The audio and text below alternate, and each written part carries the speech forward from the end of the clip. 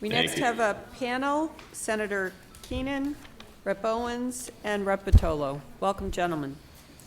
This is on H.2973 and Senate 1850.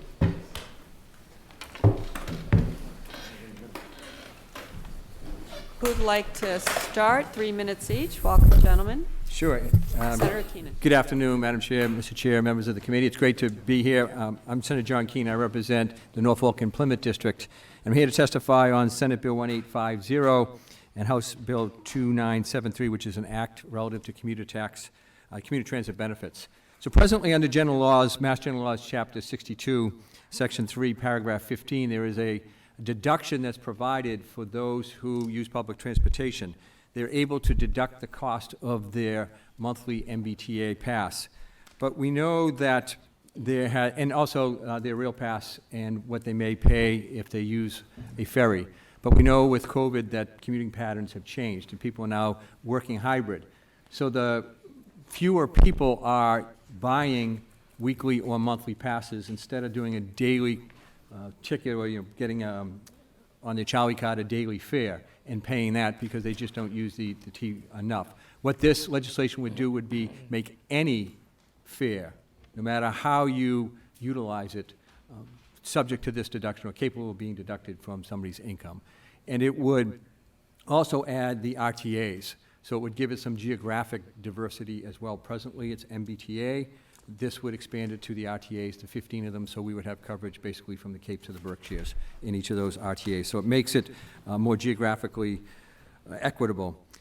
It also allows for the deduction of what you might pay for a bike membership, and that's something different. We're trying to encourage that, and that deduction supports what municipalities are doing in terms of constructing bike lanes. It makes sure that for those lanes that are constructed, there's a better chance to be utilized because this tax credit will encourage people to use bike sharing memberships. The governor's proposal takes a little bit further, actually, and allows for the purchase and storage of bikes to be subject to the deduction, which I think is a good idea. So those bike membership fees are deductible. Also, what it does is, under present law right now, only those amounts over $150 are subject to the deduction or could be deducted. This would lower that so that amounts in excess of $50 would be subject to the deduction.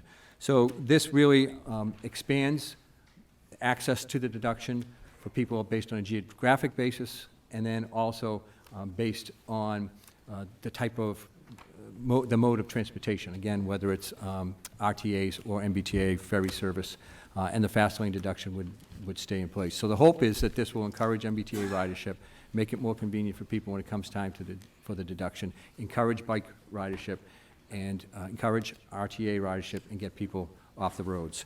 So I ask that you give it favorable consideration. If I can just quickly put in a plug-in for the HDIP, being from the city of Quincy, we don't utilize it extensively. The mayor touched on the Watson project where we do use it. In Quincy, you can build and sell for more than what it costs you to build, but in so many gateway communities, that's just not possible. And in some gateway communities, they have up to 70% of their residents either in subsidized housing through the government or the various government programs, or naturally occurring subsidized housing. And so I think it was Rep. Cabral, who chaired the Gateway Caucus, had said so clearly, you need a diversity within the communities in terms of income types of housing and making sure that middle-income people also have access to housing that they can afford. So I speak in favor of that. I thank you for your time. Thanks. We'll take the rest of the panel. Good afternoon. I'm Representative Vitolo. I want to thank Chairs Moran and Cusack for having me today, and I'm also here to talk about the commuter transit benefits. What I love about the bill is it remedies several inequities we have drawn into law. The first is that it allows people who commute sometimes, not every day, to deduct, just like people who drive down the pike 2 or 3 days a week into Boston can deduct. It treats them fairly. Currently, we do not treat them fairly because daily rides on the T are not tax deductible. Of course, every time you go through a bridge or a tunnel that has an easy pass, that is tax deductible. And so we want to treat them fairly, and we do that by allowing not just monthly and weekly MBTA passes, but every ride on the T to be tax deductible, just like every time your Easy Pass gets dinged, your Fast Pass gets dinged, you're tax deductible. That's number one. Number two, we want to treat folks who are outside of the MBTA communities fairly relative to those who are inside. Currently, if you ride the T sometimes, you're tax deductible, but if you ride on an RTA, you are never tax deductible. It's the only place I have found in law where it explicitly treats Western Mass and the Cape differently than the Boston metropolitan area, and I think we should fix that. I think we should allow those who ride on RTAs to also have access to this commuter subsidy. Finally, we learned during COVID and our post-COVID time, two things are true. One, some folks are fortunate that they now, instead of commuting to Boston 5 days a week or wherever they work, now can commute 2 or 3 days a week and work from home. Those folks are no longer getting a commuter benefit, because if you only ride the T 2 or 3 weeks a day, 2 or 3 times a week, as I do, you don't get the weekly pass. It's not economic. You just pay by the day. So we've sort of taken away their commuter benefits. The other folks who don't get the commuter benefits are the folks who go to work so early in the morning the T isn't running yet, or come home so late the T stopped running. We're talking about folks who clean, folks who work in restaurants, folks who work hard jobs for low wages, but we're so grateful they're doing it and they're part of our economy. Because they're not commuting both ways on the T because of their scheduling, they don't get a monthly pass. It doesn't pencil out. They should also get a benefit. And so by expanding to RTAs and by expanding to all rides, we're really bringing equity across commuter benefits, and of course expanding to bicycles as well. Several days a week I ride my bike here, and in fact on Blue Bike most days. We don't subsidize those commuters, and it seems like we ought to do those as well. There's a few more details which I know Representative Owens will get into. Welcome. Great, thank you. Thank you, Chair Moran. Thank you, Chair Cusack, members of the committee. I won't repeat a lot of what my colleagues have said, but I do want to anticipate at least one question and talk a little bit about how this is different from the governor's proposal. I've been here for a little while, not the whole hearing, but current law allows commuters to deduct from their income for tax purposes all tolls paid for by a fast lane account, and weekly or monthly MBTA passes, so commuter rail, buses, the ferry. The minimum deduction is $150, and the maximum is $750. Like the governor's proposal, this bill would add bike share and regional transit. So the governor has proposed to add those in that as similar to what we have, and we're very thankful for that. We're grateful that the governor agrees that these ever more popular forms of transit should be treated equitably. And what our bill does is add individual MBTA fares, as well as lower the floor from $150 to $50. So just as an example, the floor of $150 does not work well with bike shares when you pencil it out, when you look at the math. The cost of an annual membership to Blue Bikes, if I went on the website and paid today for a full year, is $129. So it doesn't reach the threshold in a lump sum. If you pay monthly, an annual commitment is $156, so you get that $6, the tax break on that $6. If you're fair, 30 cents. Hey, 30 cents is 30 cents.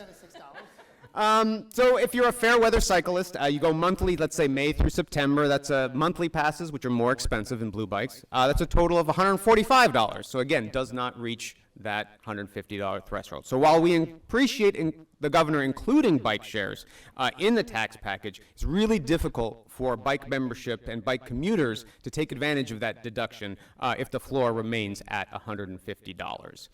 And a change to being able to deduct single fares, it really better fits the way people are commuting in this kind of, I don't want to say post-pandemic, but our current the state of the world, where a lot of folks are working hybrid schedules. A monthly or weekly MBTA pass, as my colleagues have said, it just does not make financial sense to people who are able to work remotely. If you're a commuter who comes into the office twice a week on the T, maybe you spend $48 on daily fares compared to a $90 T pass. So you're unlikely to take that monthly pass if you're just coming in a couple days a week. And the commuter rail, even less economical to take a monthly pass if you're only coming in a day or two a week. The fares would be deductible whether or not they bought a pass or a single ride. So we thank you for considering this bill. We urge you to consider it along with the governor's proposal, and we hope you'll give it a favorable report. Thank you very much. Thank you. quick question. Have you had any opportunity to discuss this with RTA administrators? Interesting idea. Any other questions from? With respect to, you mentioned the blue bicycles, this also apply for if you have your personal bicycle and that you can do the same transaction as before. This bill does not, this bill is about bicycle share facilities, not about personal bicycle facilities. Go ahead. One question, any idea what the added administrative cost to the Commonwealth would be of administering a tax credit with a $50 threshold as opposed to a $150 threshold? You know, we do lots of deductions for lots of things, and generally speaking, we don't audit the heck out of things. We take these small things for what they're worth. To the extent that more people take the deduction because the threshold is lower, I think any costs we see administratively are far outweighed by the public policy benefit of doing it in the first place. Yeah, I'm just curious if they sort of randomly picked 150 or if it was because of administrative cost analysis. I'm sorry. No, I was just going to say, I mean, and I think the deduction exists, so it's really just changing the formula that's used in the programming to put it at $50 rather than $150. So somebody who has $51 in expenses would qualify, they'd enter into the appropriate line that already exists in the tax return because it's a $150 threshold, but the line is there, so they would enter it, instead of $151, they'd be able to enter it at $51. So I don't think it would be much of an administrative cost for the Department of Revenue. I think it would fall back on the commuter to make sure that their records are accurate and that they have what they need to back up their claim of $51 or $500 or whatever it may be for the tax credit or the deduction. I like it, thank you. Thank you. Thank you. Anyone else? Thank you, Thank you gentlemen. very much.